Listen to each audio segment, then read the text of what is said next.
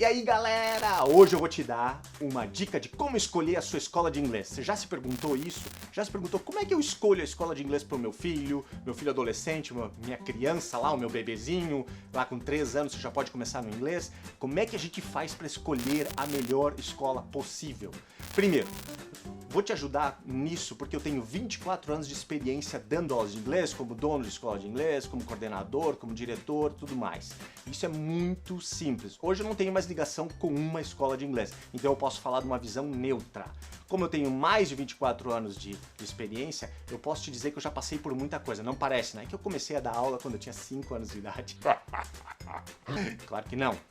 Eu comecei quando eu tinha e foi uma oportunidade bem bacana, eu não consegui mais largar. Dou aula de inglês até hoje, eu tô morando aqui em Luxemburgo, aqui na Europa, e ajuda muito dar aula de inglês nas minhas horas vagas para fazer networking e para fazer muitos outros amigos também, porque os alunos acabam sendo nossos amigos, certo? Então eu vou ajudar vocês a escolher a escola de inglês ideal. Primeiro, a gente tem que se ligar o quanto você está disposto de despender de dinheiro, é o seu investimento, eu sei. Investimento é uma bosta cara, é um termo chato do... Eu odeio esse termo, mas os vendedores usam muito e na verdade eles não estão errados. Você investir um dinheiro em alguma coisa quer dizer que você está dando dinheiro no presente para ter um benefício no futuro. Isso quer dizer que você está abrindo mão de alguma coisa no presente para ter aquele resultado no futuro. Esse é o investimento, é por isso que você bota o seu dinheiro numa aplicação para no futuro receber juros. Alguém está usando esse dinheiro e você está sendo remunerado por isso. Então você está trocando o presente pelo futuro. Então a pessoa que quer construir a casa dele lá vai ter que tomar dinheiro no banco se não tem dinheiro e vai ter que fazer esse investimento pagando juros para o banco, que foi alguém como você que guardou o seu dinheiro lá e o banco está emprestando para essa pessoa. Então vamos lá, voltando aqui ao ensino de inglês, onde a gente também vai ter que fazer um investimento, porque no futuro você vai ter que saber inglês. E isso não é mais um diferencial e já não é faz muito tempo, faz uns 20 anos que isso não é mais diferencial. Hoje as crianças já têm inglês desde o primário, lá no kindergarten, no jardim de infância, com 3, 2 anos, eles já têm iniciação em inglês. Então não é mais mistério para ninguém e não é mais dificuldade para ninguém ter acesso ao inglês. Só que o quanto que você pode pagar já parte daí. Mas é só você deixar de comer aquele X com a gata no final de semana, ir lá no dogão da esquina e já tá tudo certo. Os cursos não são tão caros. Mas tem uma coisa, não fazem milagres. Então você vai ter que estudar. Não tem aquela coisa... Eu tô pagando um curso super premium, é 5 mil reais por ano, é super caro e os professores são muito fodas. Não tem como você ter resultado se não estudar. Tem que estudar. Então vamos partir de 2 pontos. O primeiro vai ser o material didático. Então, o material didático, se liga nisso aqui. Material didático é uma coisa, metodologia é outra. O material didático, eu não tô sendo pago, eu já estou desligado da Oxford, mas eu vou falar da Oxford University Press, que é um material que é apaixonante, porque de todas as idades eles têm um material específico. Então se for crianças lá de 3 a 6 anos tem um material específico, de 6 a 11 tem outro material específico, de 11 a 16, 17, que é a idade que é mais complicado de ter concentração, e que hoje eles estão multitasking, né? Estão fazendo 1 milhão de coisas ao mesmo tempo, tem um material fantástico que realmente alucinam os adolescentes. E eles ficam vidrados e querem muito aprender, porque é um material atualizado. Então o material didático é muito importante. Muito importante ter um material didático atualizado e isso a Oxford tem. Olha, lembra, eu não estou fazendo propaganda para Oxford, mas eu trabalhei muito tempo com a Oxford. Assim como tem a Cambridge, a Longman, todos eles têm, mas só que eu estou falando da Oxford porque eu conheço muito bem. Eu trabalhei mais de 15 anos com materiais da Oxford. Então você tem que procurar mais ou menos nesse padrão. Eu vou te explicar como o material da Oxford funciona e aí você procura alguma coisa parecida com isso. O material, ele tem um porquê de existir, tudo dentro do material tem um porquê. Tem o porquê de ter uma foto, tem o porquê de ter o áudio, tem o porquê de ter o vídeo e tem o porquê de ter a gramática.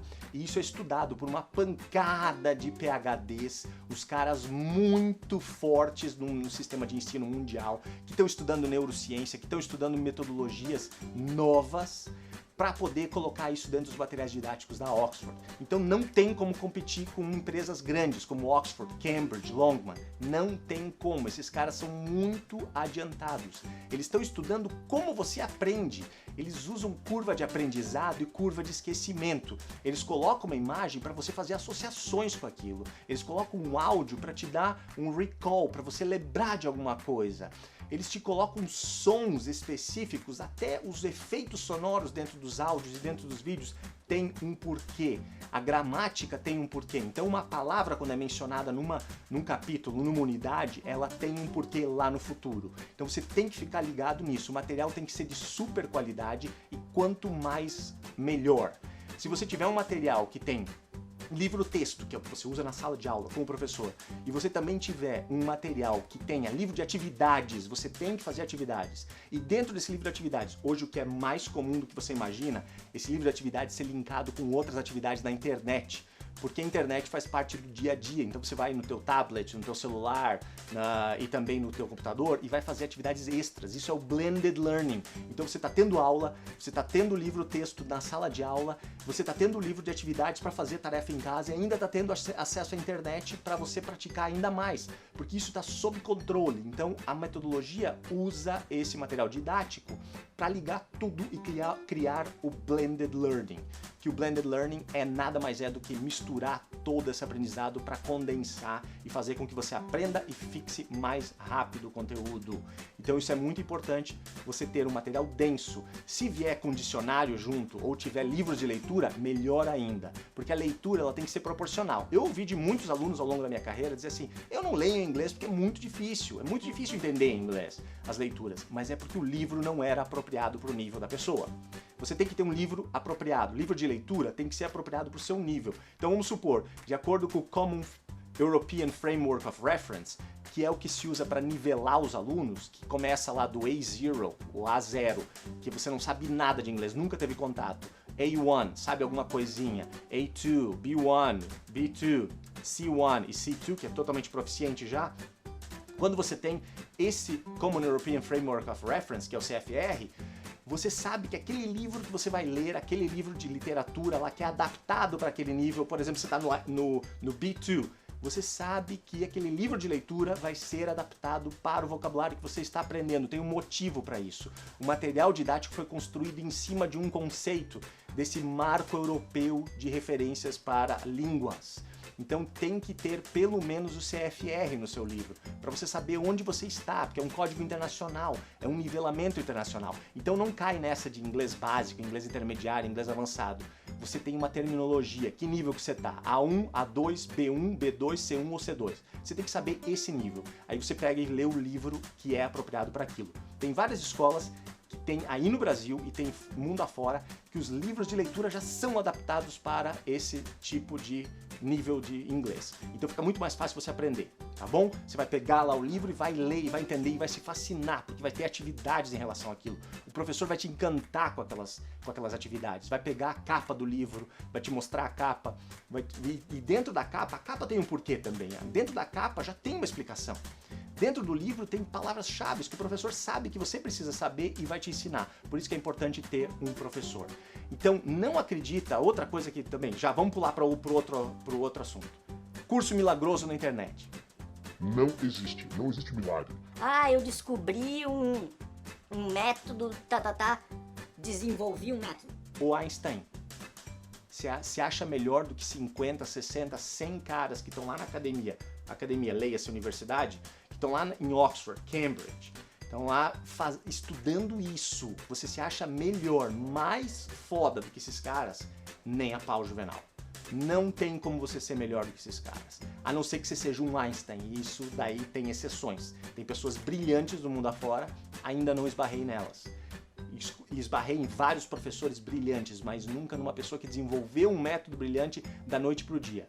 Conheci muitas pessoas que desenvolveram métodos fantásticos de vender curso de inglês, mas não de ensinar inglês.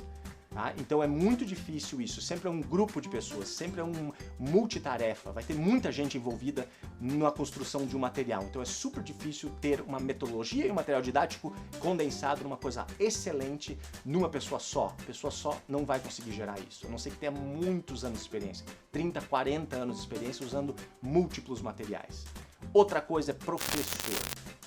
Sempre me perguntavam, Eu quero um professor nativo, um professor americano, um professor britânico. Não é necessário. eu moro em Luxemburgo e aqui tem vários imigrantes australianos, ingleses, americanos, canadenses, neozelandeses. Esses caras dão aula de inglês e eles são nativos, eles falam inglês. Aí vou te fazer uma pergunta. Você tá me ouvindo falar, tá vendo esse vídeo? Você provavelmente fala português super bem, porque você mora no Brasil ou mora em Portugal, sei lá onde é que você tá, mas você fala português. Você se sentiria confortável dando aulas de português para estrangeiro? Pode ser que você pudesse ensinar a falar, mas quando o cara te fizesse uma pergunta técnica, por que as proparoxítonas são acentuadas? Etc. Várias regras no português, eu não sei explicar. E olha que eu sou professor de inglês e a gente tem que fazer muita comparação do português com o inglês. Então a gente não tem essa confiança para ensinar a nossa língua mãe, a não ser que você passou por um treinamento, como são os professores de português, que sabem tudo. Ninguém fala um português super decente para conseguir conjugar todos os verbos e conseguir resolver todas as dúvidas dos alunos. Então isso é muito complicado. Então, o nativo não faz diferença, porque quem precisa falar é o aluno, não é o professor. O professor não precisa falar. O teaching talking time tem que ser mínimo e o aluno tem que interagir. Ah, mas eu só fico falando com os meus coleguinhas na sala de aula. É para isso mesmo, para não criar inibição, para você não falar diretamente com o professor o tempo inteiro. Você vai falar com o professor, mas você tem que tirar a tua inibição. Então, com o teu colega, você não sabe se você está errando, você não sabe nem se ele está errando direito. Quando você começar a ter noção disso, aí o teu inglês vai melhorar bastante e você vai ver que o professor vai interagir só quando ele é realmente necessário. Mas para tudo isso existem técnicas, e os professores, você tem que procurar professores que realmente têm essas técnicas, que eles sabem o que eles estão falando, eles sabem como eles estão conduzindo a aula e como a aula tem que ser para se tornar mais evoluída e também uma aula mais dinâmica e mais divertida, que é o que os alunos querem. Eles não querem ir para a aula e ficar lá pagando e ficar, tem que fazer um monte de coisa escrita. Não, eles querem dinamismo. E por isso que é importante também os professores estudarem outras línguas. Eu sempre estudei línguas em paralelo dando aulas de inglês, eu estudava outras línguas. Já estudei húngaro, já estudei alemão, já estudei francês, já estudei um pouco também de espanhol, quer dizer, na verdade já estudei bastante espanhol. E isso ajuda a entender as dificuldades que os alunos têm. Então, se os alunos têm dificuldade em alguma coisa, você também vai ter quando você estiver aprendendo. E você pode demonstrar aquilo para eles de uma outra forma, pode ajudá-los de outra forma. Então isso é super importante, é muito importante você saber como o professor se comporta e como que ele se coloca no lugar do aluno, o que é muito importante para você. Você está recebendo aquele conteúdo, então o professor tem que ser simpático com você. Ele tem que ser a pessoa que se coloca no seu lugar, né? Então isso é muito importante. Então não interfere, professor nativo ou não interfere. Tem que ser um professor com técnica, com didática e muito bem treinado para usar o material para fazer uma aula fluida, dinâmica e divertida. Beleza? Então, se você curtiu esse vídeo aí, se isso te ajudou a fazer com que você tivesse uma ideia diferente sobre as escolas de inglês e sobre como escolher o seu curso de inglês, deixa o seu like, moia aí o subscribe, convida os seus amigos para assistir o vídeo, compartilha, que isso ajuda bastante o canal e eu vou dar mais dicas para vocês aí no futuro. Valeu, galera! Cheers!